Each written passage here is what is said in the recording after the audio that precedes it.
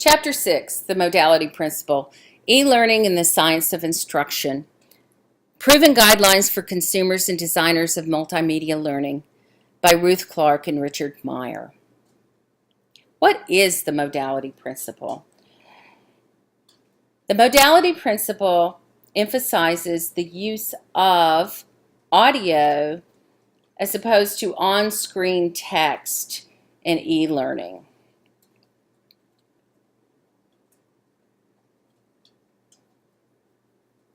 Out of all the principles that we have studied this semester and that Clark and Meyer have outlined in our textbook, the modality principle has the most evidence to support it. There are some limitations with the modality principle. There are three: technical, expense, and memory support. The technical constraints deal with the resources available to a given learning environment. Audio files create noise, and you may need headphones if you're in a classroom, that kind of stuff. So expense and technical limitations kind of go hand in hand. You're required to have a certain amount of bandwidth. There's also the nature of upkeep of audio files, because things change rapidly. Some subjects, algebra doesn't change much. How you teach it, new innovative ways of teaching may change, but the formulas don't change. In my field, things change rapidly. So there is the expense of time and technology of upkeep to ensure that your audio is dynamic. Memory support, and while the book did not address neurodivergent learners when it came to memory support, I thought it was important to bring this up because I have many students that have served and been in combat, and some of them actually have traumatic brain injury and they need memory support. You have other neurodivergent learners in a variety of ways that may need the memory support. The textbook says unfamiliar, highly technical, complicated words should be on screen as well as referenced in your audio file. It is important you can use these terms as organizers in your audio files and on screen, so they're there for the students to reference. So this is something that memory support, particularly according to the text, when the terms are unfamiliar, complicated, very new to the learners, that it is important to have them on screen.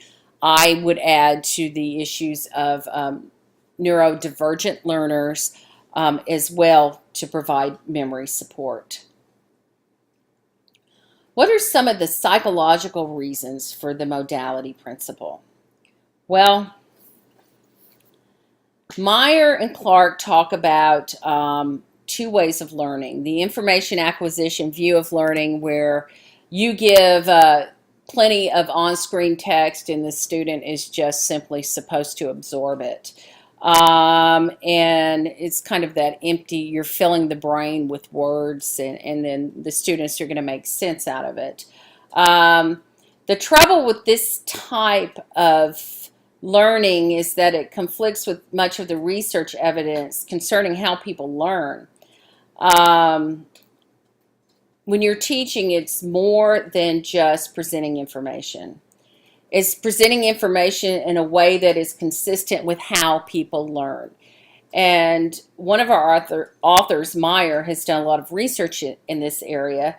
And so he advocates the cognitive theory of multimedia learning. And this is when learning depends upon the information that is presented and the cognitive processes used by the learner during learning. So multimedia lessons that present words as on-screen text can create a situation that conflicts with the way the human mind works. According to the cognitive theory of learning, People have separate information processing channels for visual pictorial processing and for audio verbal processing. Here you see the graphic that shows this. And when learners are given concurrent graphics and on-screen text, both but must be initially processed in the visual pictorial channel. This can cause cognitive overload because it limits visual attention to the graphic when you're reading and so forth. So people cannot simultaneously be looking at the graphics and reading. When their eyes are engaged with the graphics, they cannot be looking at the on-screen text.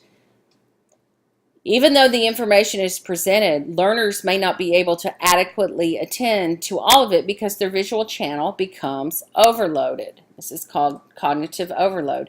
In order to reduce this load, we can do this by presenting the verbal explanation as speech.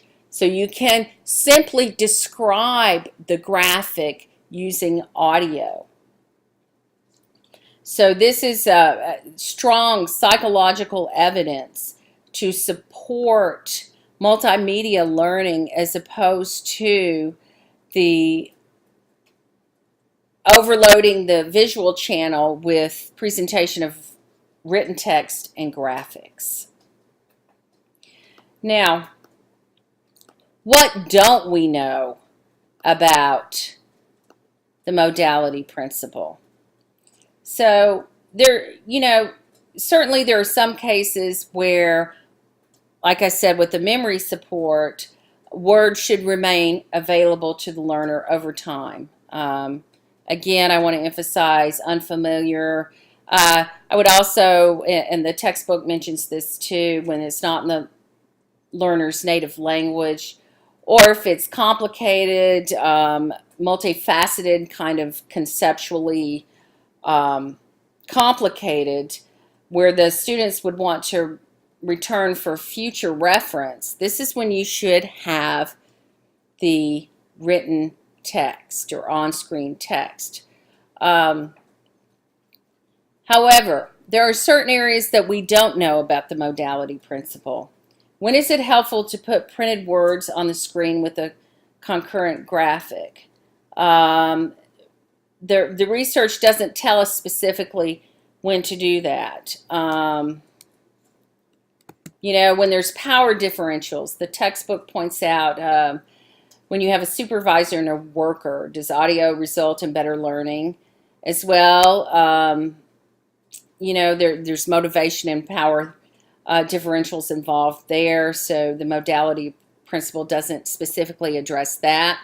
When is it not feasible to provide audio, and how can we eliminate any negative effects of on-screen text? And of course, the modality principle does not answer that. Another issue that Clark and Meyer argue that we don't know about the modality principle is, do the benefits of audio narration decrease over time? And lastly, how is learning affected by inconsistency in use of text and audio?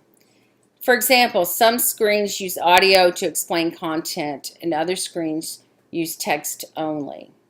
So the inconsistency, and that's important, I think, for teaching practice or instructional practice, to be able to have some level of consistency in developing your materials for learners, because they will have certain expectations and so forth. So, and I'm sure there are other areas involved in that as well. But these are what we don't know. These are the questions.